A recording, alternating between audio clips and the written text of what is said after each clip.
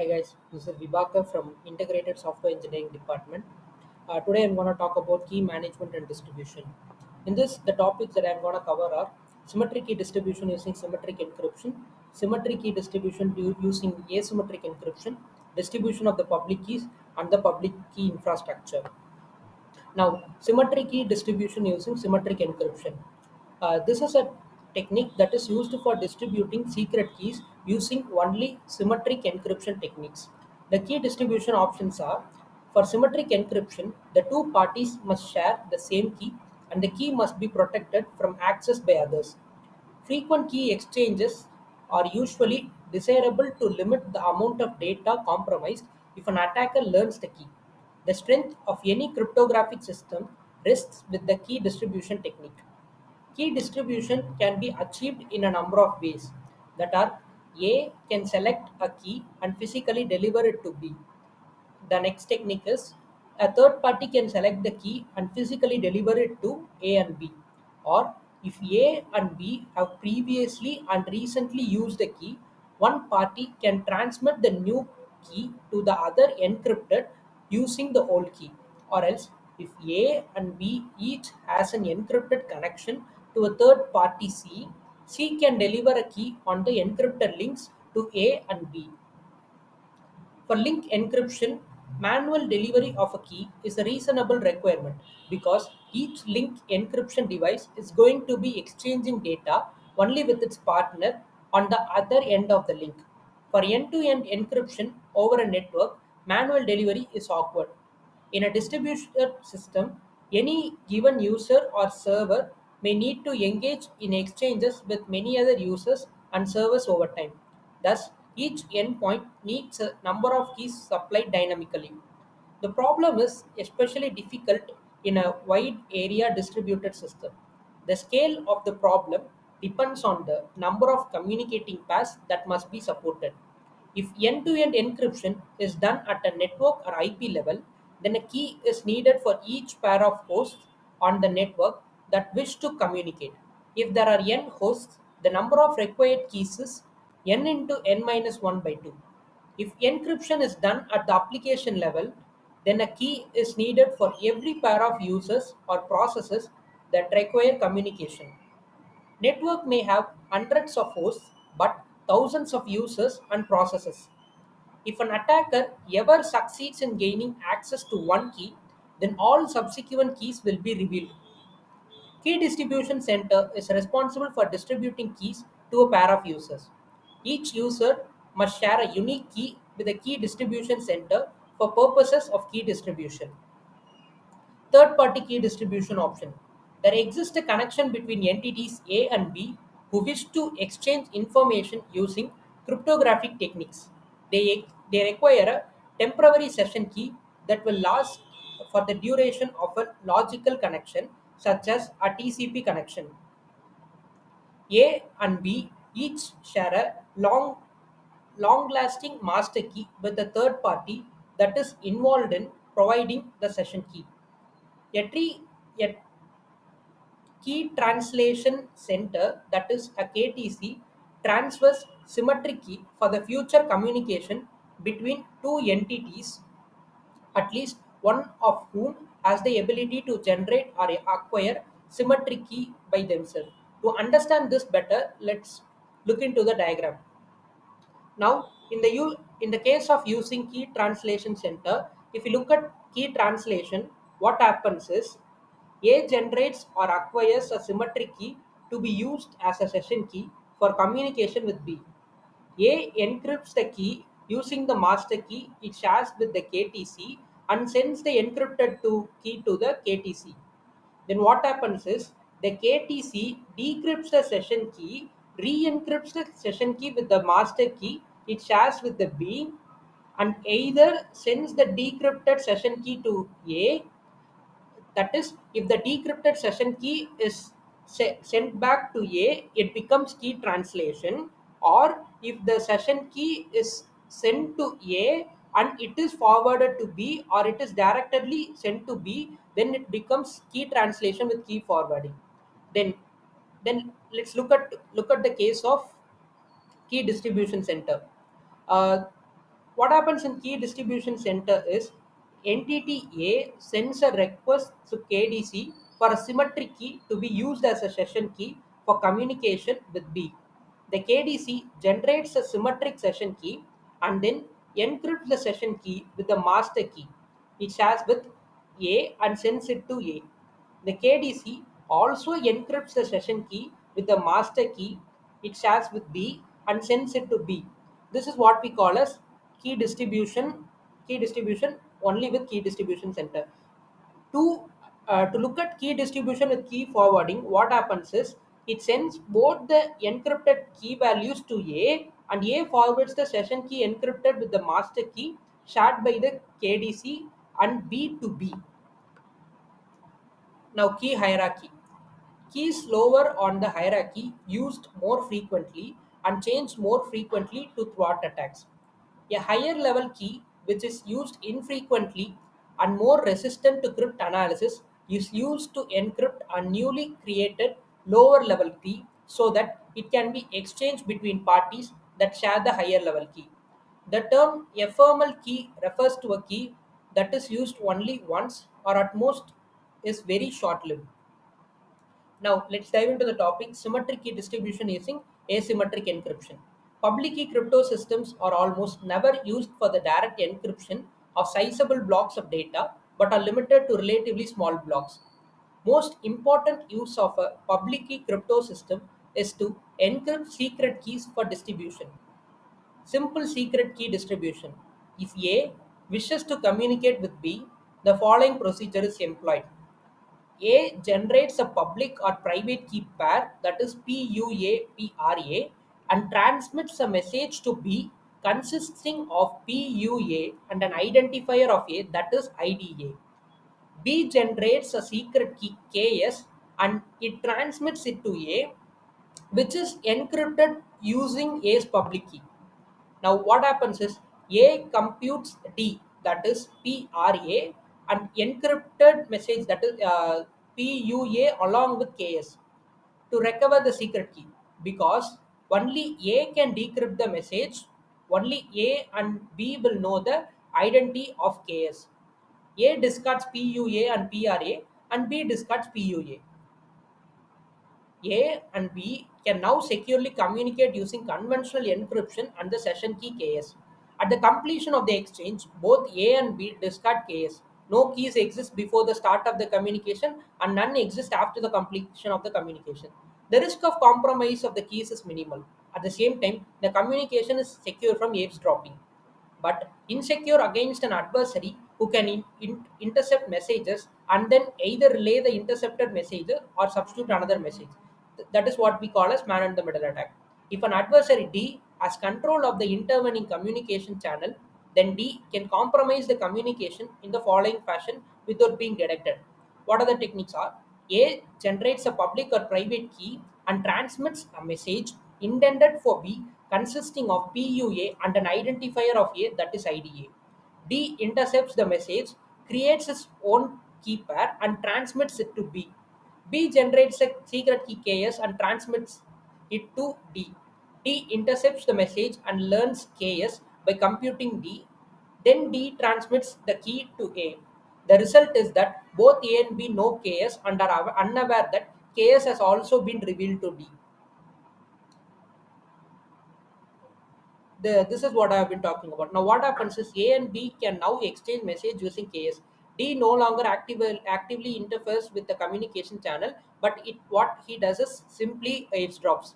Knowing KS, D can decrypt all messages, and both A and B are unaware of the problem. Thus, the simple protocol is useful in an environment where only the threat is eavesdropping.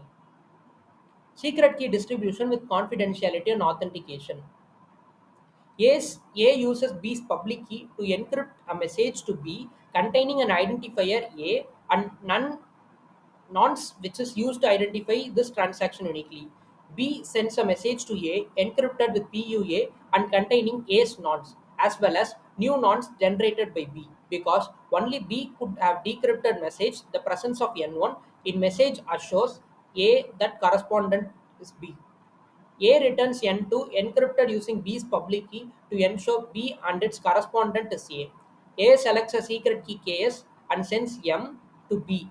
Encryption of this message with B's public key ensures that B can read it. Encryption with A's private key ensures that only A could have sent it. B computes D to recover the secret key. This scheme ensures both confidentiality and authentication in the exchange of secret key. This is what I've been talking about. Now, distribution of public keys. Several techniques have been proposed for the distribution of public keys. Virtually all these proposals can be grouped into following general schemes: public announcement, publicly available directory, public key authority, public key certificates. Public announcement of public keys. In public key crypto system, any participant can send his or her public key to any other participant or broadcast the key to larger community. Although this approach is convenient, it has a major weakness. Anyone can forge such a public announcement. Attacker could prevent to be user A and send a public key to another participant or broadcast such a public key. Until user A discovers the forgery and alerts other participants, the forger is able to read all encrypted messages intended for A and authentication. Public key available directory. A greater degree of security can be achieved by maintaining a publicly available dynamic directory of public keys. Maintenance and distribution of the public directory would have been to be the responsibility of some trusted entity or organization. Such as a scheme would include the following elements. The authority maintains a directory with the name public key entry for each participant. Each participant registers a public key with the directory authority. Registration would have been to be in person or by some form of secure authenticated communication. A participant may replace the existing key with a new one at any time, either because of the desire to replace a public key that has already been used for a large amount of data, or because the corresponding private key has been compromised in some way. Participant could also access the directory electronically. For this purpose, secure, authenticated communication from the authority to the participant is mandatory. This scheme is clearly more secure than individual public announcement but still has vulnerabilities. If an adversary succeeds in obtaining or computing the private key of the directory authority, the adversary could authoritatively pass out counterfeit public keys and subsequently impersonate any participant and eavesdrop. Public key authority. Stronger security for public key distribution can be achieved by providing tighter control over the distribution of public keys from the directory. Central authority maintains a dynamic directory of public keys of all participants. In addition, each participant reliably knows a public key for the authority, with only the authority knowing the corresponding private key. A sends a timestamped message to the public key authority containing a request for the current public key of B. The authority responds with a message that is encrypted using the authority's private key, P or auth. Thus, A is able to decrypt the message using the authority's public key. Therefore, A is assured that the message originated with the authority. The message includes the following: B's public key, PUB, which A can use to encrypt the messages destined for B. The original request used to enable A to match this response with the corresponding earlier request and to verify the original request was not altered before reception by the authority.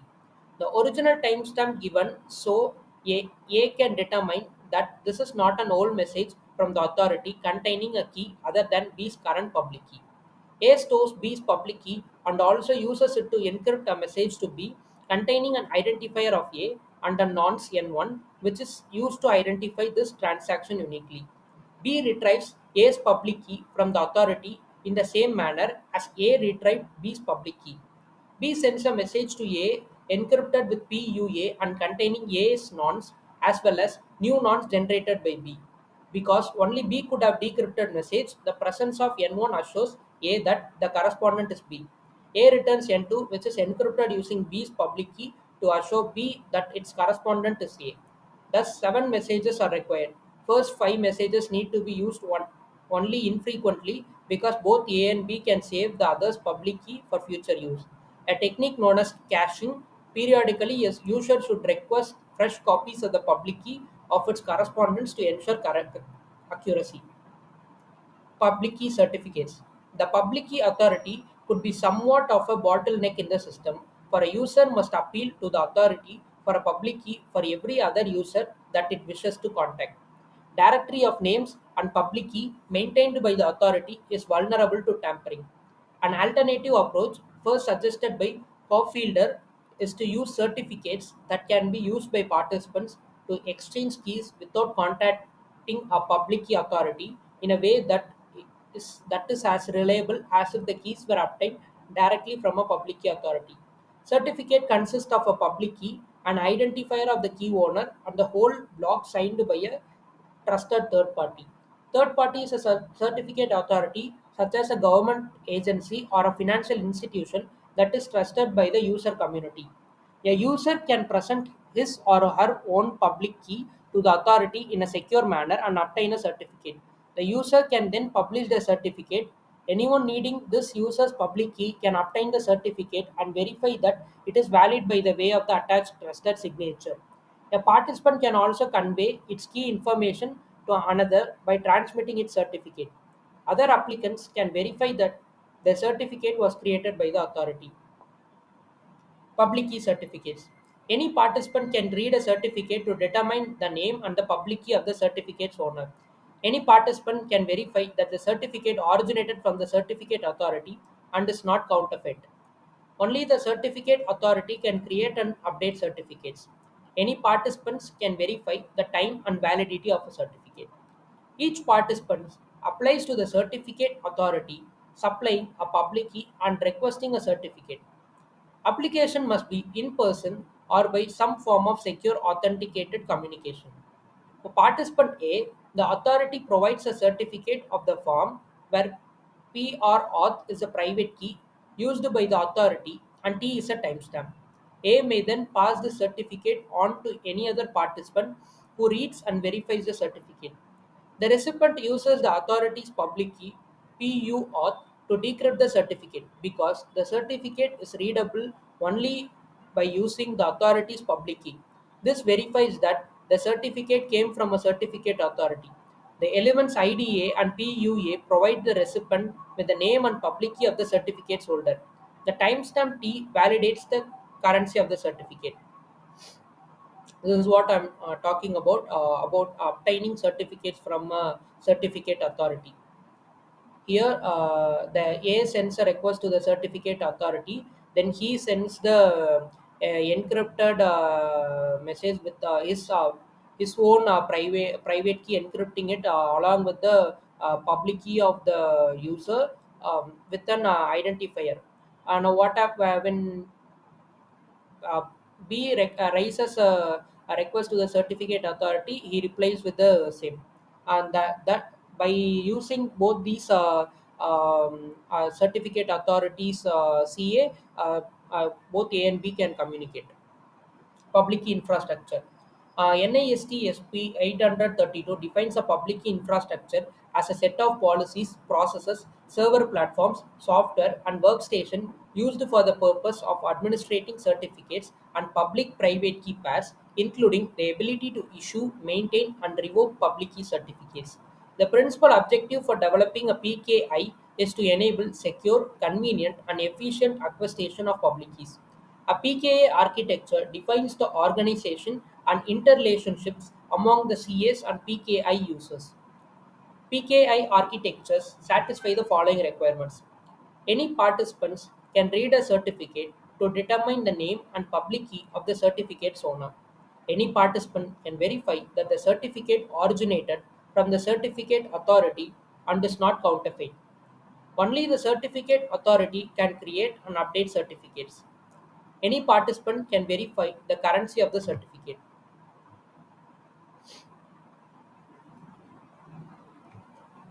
Architecture of a PKI. The essential components are end entity. This can be an end user, a device such as a router or server, a process, or any item that can be identified in the subject name of a public key certificate. End entities can also be consumers of a PKI related service and, in some cases, providers of PKI related services.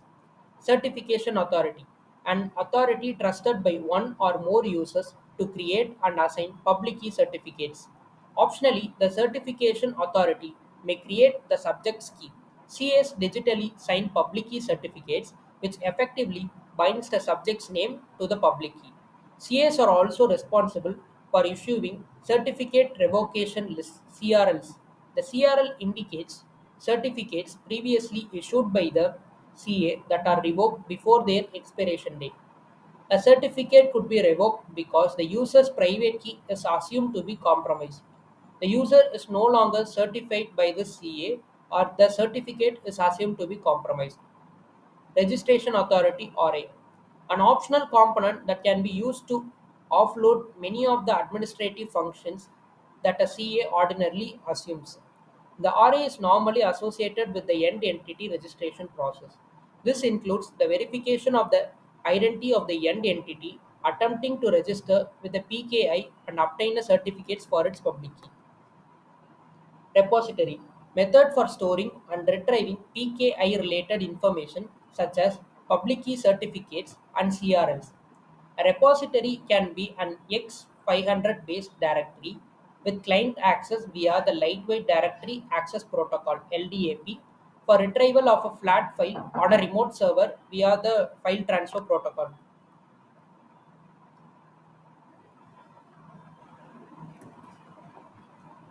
Consider a relaying party, allies, that needs to use Bob's public key.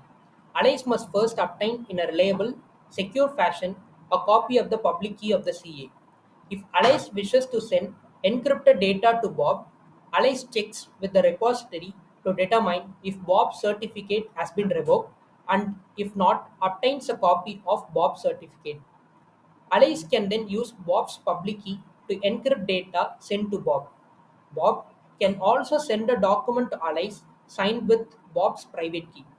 Bob may include a certificate with the document or assume that Allies already has or can obtain the certificate.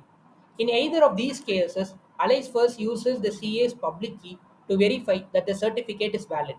Then it uses Bob's public key to validate Bob's signature. Rather than a single CA, an enterprise may need to rely on multiple CAs on multiple repositories. CAs can be organized in a hierarchical fashion with a root CA that is widely trusted signing the public key certificates to subordinate CAs. That's it what I need to talk about.